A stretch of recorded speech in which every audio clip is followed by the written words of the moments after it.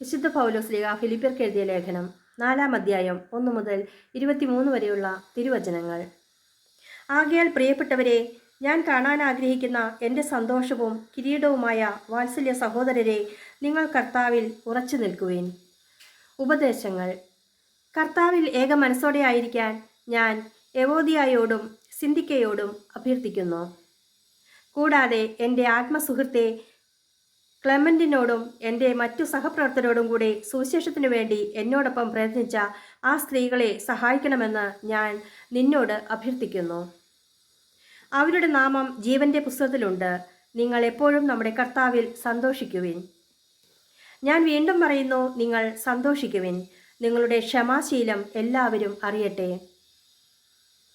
കർത്താവ് അടുത്തെത്തിയിരിക്കുന്നു. ഒന്നിനെക്കുറിച്ചും ആകുലരാകേണ്ട. പ്രാർത്ഥനയിലൂടെയും അപേക്ഷയിലൂടെയും കൃതജ്ഞതാ സ്തോത്രങ്ങളോടെ നിങ്ങളുടെ യാചനകൾ ദൈവസന്നിധിയിൽ അർപ്പിക്കുവിൻ. അപ്പോൾ നമ്മുടെ എല്ലാ ധാരണയെയും അതിലംഘിക്കുന്ന ദൈവത്തിൻ്റെ സമാധാനം നിങ്ങളുടെ ഹൃദയങ്ങളെയും ചിന്തകളെയും യേശുക്രിസ്തുവിൽ കാത്തുകൊള്ളും.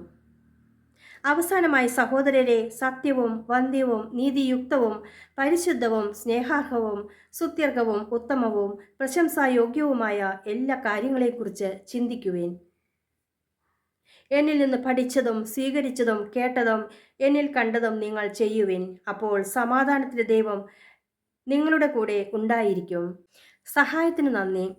നിങ്ങൾ ഇപ്പോൾ വീണ്ടും എന്നോട് താല്പര്യം കാണിക്കുന്നതിനാൽ ഞാൻ കർത്താവിൽ വളരെ സന്തോഷിക്കുന്നു. ഈ താല്പര്യം നിങ്ങൾക്ക് പണ്ടും ഉണ്ടായിരുന്നതാണ്. എന്നാൽ അത് പ്രകടിപ്പിക്കാൻ അവസരം ഇല്ലായിരുന്നല്ലോ.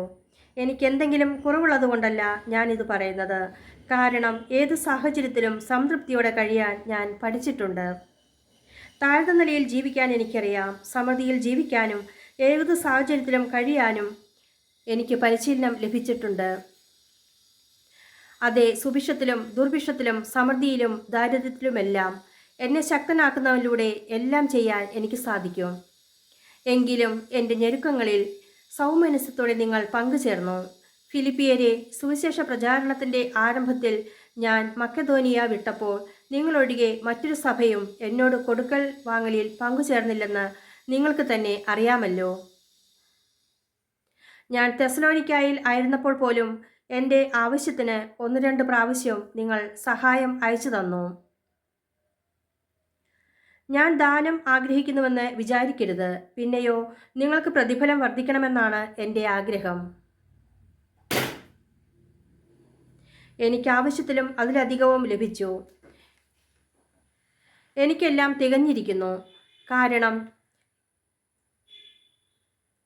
എപ്പഫ്രോദിത്തോസിൻ്റെ അടുത്തു നിന്ന് നിങ്ങളുടെ ദാനം ദൈവത്തിന് പ്രസാദിച്ചതും സുരഭിലവും സ്വീകാര്യവുമായ ബലി ഞാൻ സ്വീകരിച്ചു. എൻ്റെ ദൈവം തൻ്റെ മഹത്വത്തിൻ്റെ സമ്പന്നതയിൽ നിന്ന് യേശുക്രിസ്തു വഴി നിങ്ങൾക്ക് ആവശ്യമുള്ളതെല്ലാം നൽകും. നമ്മുടെ പിതാവായ ദൈവത്തിന് എന്നും എന്നേക്കും മഹത്വമുണ്ടായിരിക്കട്ടെ. ആമേൻ. നിങ്ങൾ യേശുക്രിസ്തുവിൽ സകല വിശുദ്ധരെയും അഭിവാദനം ചെയ്യുവിൻ. എൻ്റെ കൂടെയുള്ള സഹോദരർ നിങ്ങളെ അഭിവാദനം ചെയ്യുന്നു. എല്ലാ വിശുദ്ധരും, പ്രത്യേകിച്ച് സീസറിൻ്റെ ഭവനത്തിൽപ്പെട്ടവർ നിങ്ങളെ അഭിവാദനം ചെയ്യുന്നു. നമ്മുടെ കർത്താവായ യേശുക്രിസ്തുവിൻ്റെ കൃപ നിങ്ങളുടെ ആത്മാവോടുകൂടെ ഉണ്ടായിരിക്കട്ടെ. ദൈവവചനമാണ് നാം ശ്രവിച്ചത്. നമുക്ക് ദൈവത്തെ സ്തുതിക്കാം.